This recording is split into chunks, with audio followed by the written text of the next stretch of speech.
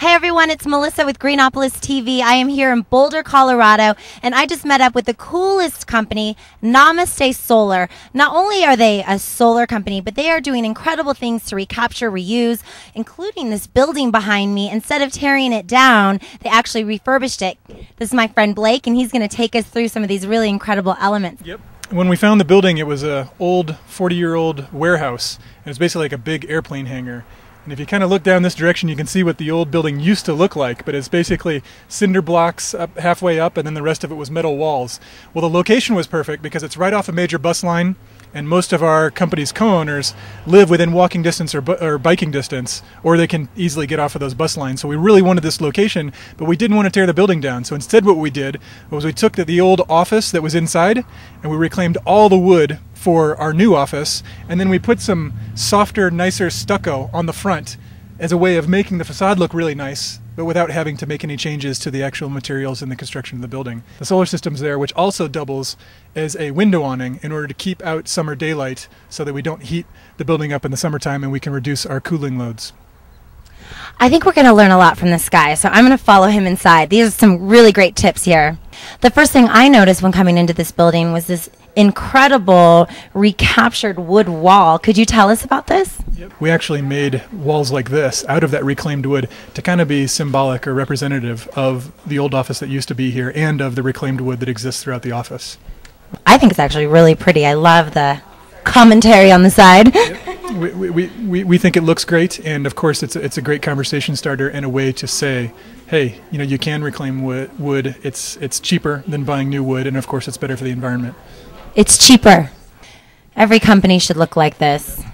So we are zero waste geeks, and we strive for zero waste operations, and not just in our business, but also in people bringing and packing their lunches. In when they go out to lunch and they bring back things, we actually try to patronize those restaurants that have things that can be recycled. And here you see our kind of our zero waste center. For most of the non-operational things, but you've got plastic bags down here. You've got commingled containers. Basically, every type of container we can now recycle, including all different like number 1 through 7 plastic. We have compost, so we actually save all of our compost. And let me see what else is there. We have batteries in there somewhere, and also we collect CFLs, compact fluorescent lights, which, as some people may know, their one hubris, their one disadvantage is they have slight mercury content, and so you want to make sure you dispose of them properly. Well, we encourage our customers, we encourage all of our employees to bring in their CFL, their swirly cone light bulbs here so that we can dispose of them properly.